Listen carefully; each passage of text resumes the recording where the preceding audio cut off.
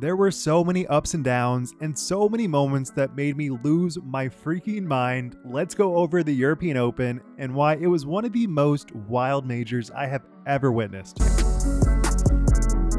And with such an important preview leading to what is going to be Worlds next year, it felt like there was so much weight on the players, the media, everybody on this event knew the importance, and that was already stacked on top of it being a major. So I don't normally do this, but a major shout out to the Pro Tour team, with the media manager Mahmoud Barani stating that members of the team have been working overnights since the first day of the event, and actually said this was one of the most difficult days of my professional career, stating that every tech issue that could go wrong did go wrong today, and their broadcast engineer literally worked non-stop the entire event. So while I'm sure so many of you guys are like me and don't want to pay extra for this major, it feels like it should be built into the price. I get it, but it definitely appears like they're putting all of their efforts into this event to make it as good as it possibly can. And I'm just very grateful for that because it does seem like the final product was pretty good overall, especially when you compare it to other events where the quality is just so low. And this video is brought to you by Powergrip USA. If you want to get great plastic at a great price, use code WildRuns10 at checkout to save 10% off your order and snag basically every new release that is coming out. Whether that be Colton's brand new Swirly PD, or some discs that have not come out yet, like the Captain's Thrasher or Eagle's Wind Dragon. There is definitely a disc on there for you. So check it out, and I think you'll definitely find some stuff that you'll enjoy, and there's nothing better than a new round with a new disc. Alright, so some crazy stats before we even get to MPO and FPO, because this is a major, there are so many crazy things that went on here. So going into the final round, if Kristin were able to overtake everybody and win, she would be the largest comeback in FPO history as far as majors. And another GOAT, Paul McBeth has never lost a major trailing by 3 strokes, which happens to be Copenhagen Open in 2013, did not know that was the thing, USDGC, and Worlds 2 years ago.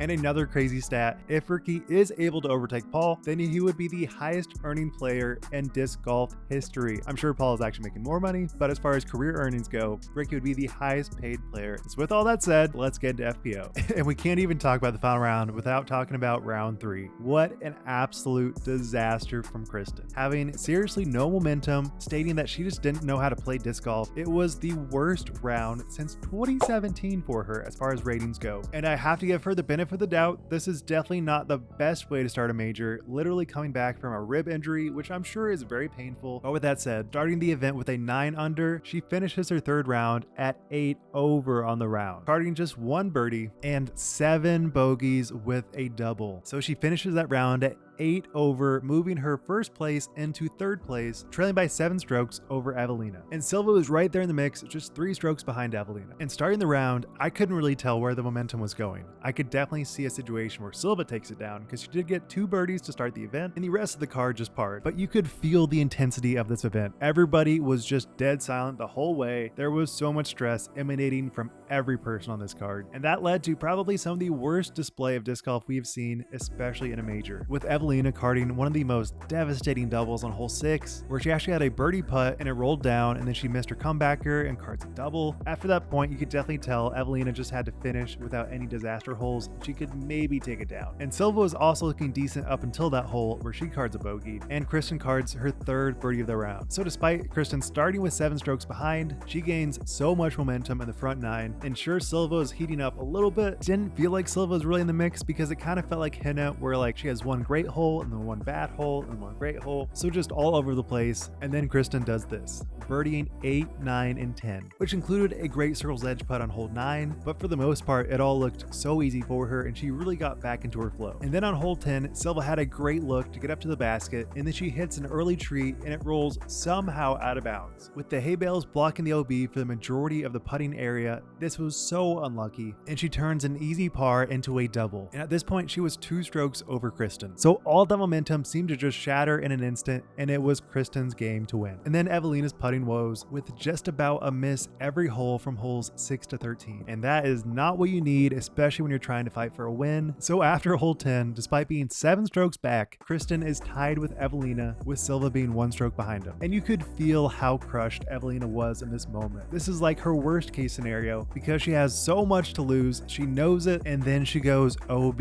on 11. And then it just gets weirder. under, so Silva gets a super friendly skip, saves her birdie, and Kristin misses like a 15-foot putt, so all that momentum seems to just kind of stop in an instant, and then after 11 holes, Silva is up by a stroke. So for lack of a better phrase, it was just a total shit show, and then Silva totally misses her line and goes out of bounds. So then Silva takes a double, and Kristin moves to the lead with a par. And then on 13, despite Eveliina being tied with Kristin for the lead, she goes out of bounds and gets a double from a missed putt. So Kristin cards a par, and here's what the scores look like. It is just wild. Kristin 6 under, Silva 5 under, and Eveliina 4 under. And then at this point, I was like, okay, maybe Missy does clutch up and somehow wins this, because she was slowly having a great round on chase card, but nobody really considered her in contention, starting the day 9 strokes behind the leader. But the real deciding factor is, of course, hole 16. With basically everyone having a look to run it, Kristin jams it into the circle and cards a great birdie. And then despite Eveliina being in a great position for her backhand, she just narrowly misses the hay bales and goes out of bounds. And since this is a reworked hole 16, she misses the drop zone putt and it bounces off the basket over the hay bales into the out of bounds again, carding a devastating triple. And with all this craziness, Silva did manage to land it perfectly and carded a birdie as well. So at that point, Eveliina went from being in contention to being totally out of it, and now it is just Kristin versus Silva. And hole 17 was just a bunch of layups, so it is all coming down to hole 18. With probably some of the most tight OB lines, this is the most treacherous hole, and Silva totally misses her line and goes straight into the out of bounds. And then Kristin pushed it as close as you can get to the edge, but staying in bounds, and then just pitches up for par and secures her major win at the European Open. Absolutely insanity. Here's what she had to say. Yeah, it was crazy out there. I was giving strokes, gaining strokes, just focusing on my game, and I'm so happy I had my fellow Estonian guide. Most important moment was on hole 16 when I made it onto the island, and that was a huge relief and probably put some pressure on Eveliina. I thought yesterday I had lost it, and I thought there's no way I can come back from this. Don't let the fear take over. I did it. I don't know, it's probably one of the most memorable wins I've ever had. Today was an incredible day for me. This win tastes extra sweet for me.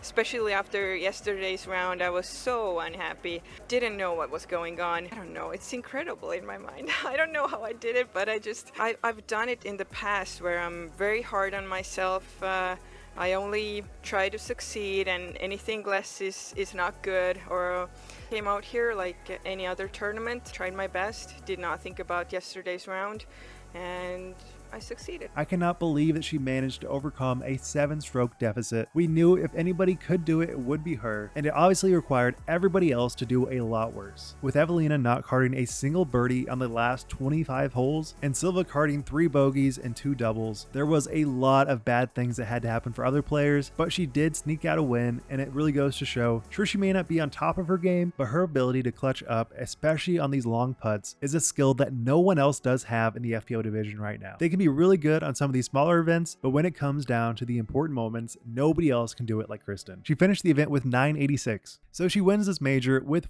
14 rating points below her rating. Absolutely insane. So to see these European players be in league card in Finland was just so cool. Now the play, not so good. That's how it goes with these stressful events. So speaking of stress, let's talk about MPO.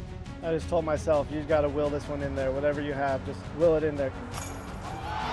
This man, unbelievable.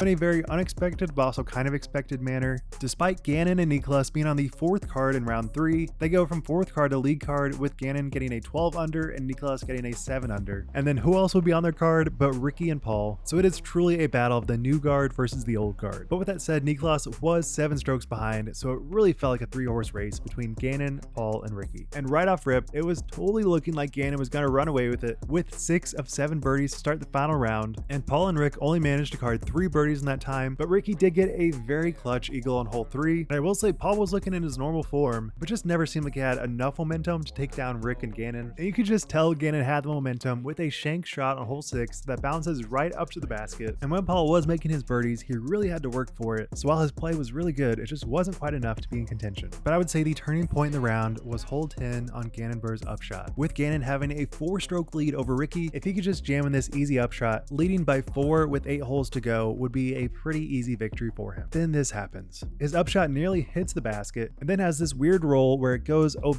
deep, which I didn't even know was there, and he turns what was an easy birdie into a bogey. And I can't even really fault Gannon for this. Sure, it may have had a little bit too much speed, but it looked so good the whole way and just had a weird roll when most of the time it rolls down the hill, so it's usually not even an issue. But after that point, like a shark in the water, you could just feel Ricky being like, okay, I got this, I'm still in it. And boy, do they have these holes nailed, carding birdie after birdie after birdie, with Ricky going birdie from holes 6 to 14, making every hole look so damn easy that it honestly felt like it was just a pitch and putt course for him. And even when Gannon has a weird putt through the trees, you know he's gonna jam it in, and he does. So despite Gannon going birdies on every hole except 3 on the front 14, he is only up by 2 strokes over Ricky. And as it seems to always be the case, we get into the real battle, holes 16 through 18. And apparently before the hole even started, Gannon was given a time violation warning at the most important time in his entire event, which I have so many mixed opinions on. Like, I get you have to enforce the rules. They obviously did it to Nico a couple years ago, but to give someone a warning right before the most intense hole of the entire event feels totally insane. But with that said, Gannon is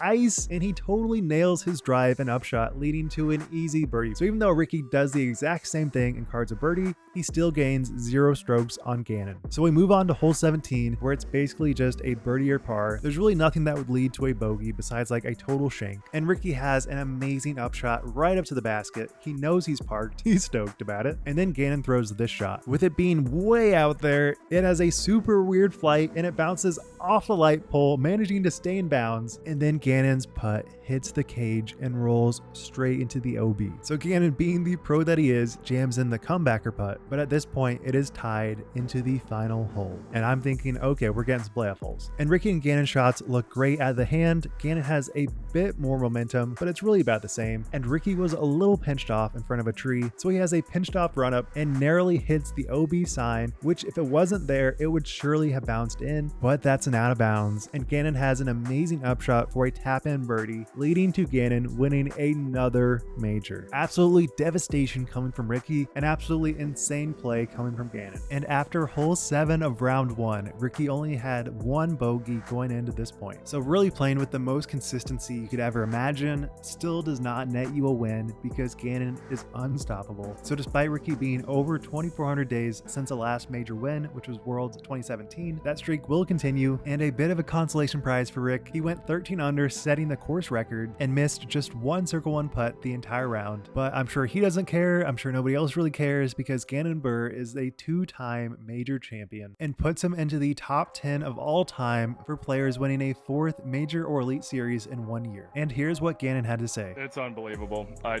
can't even dream about this. It's so crazy that it just happened.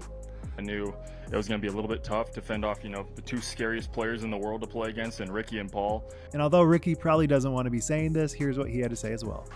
Tough way to finish out.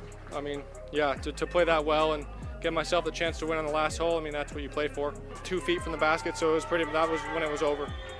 But yeah, I mean, I was happy the way I played up until 18, and then, yeah, whenever you get in that spot, you gotta capitalize on it, and I just didn't. I'm in a good spot mentally, and that shows with the fact that I'm able to keep pushing, and I think that's the biggest thing is when I see blood in the water, I'm going to strike and take those strokes. So in conclusion, probably one of the best events I have ever seen. There were so many moments where it seemed like it would go one way and then just totally flips. There was so much bad play, honestly, especially FPO. There was so many missed putts and an endless amount of OBs, but when the stress comes down to it, there's so much weird things that start to happen. So I definitely cannot wait to get Worlds here next year. So much emotion from these players, and you can tell the crowds love every minute of it, with it being in the center of Nokia, truly some of the most hyped disc golf we will ever witness. And it actually got so mainstream that there was a fan ejection on hole 10 because of a fake cough while Gannon was putting. This is stuff you only see in NFL. This is not disc golf related stuff. So the fact that we got that and then a time violation warning, it all felt so incredibly exciting and so insane all at the same time. And basically my only gripe the entire weekend was the fact that I feel like the beast is slowly starting to become too easy, especially for these top tier pros. Birdieing every hole, while it is exciting, feel like needs to be a little bit tougher tougher, especially next year. Looking at you, hole 16, we need bunker rules back, of course. But more than that, I think we just need a little bit more distance because so many of these shots were just stock shots for so many players, leading to easy birdie after easy birdie. But so much of this course is iconic and historic, so I get why they're keeping it the way that it currently is. But I think especially for next year at Worlds, we need a bit tougher of a layout. But all in all, so incredibly hyped, and I cannot wait to potentially be at this event next year. It makes me so excited to be in the disc golf world. So I know this is a bit longer of a video, but this event was insane. You have to give me a little bit more time here.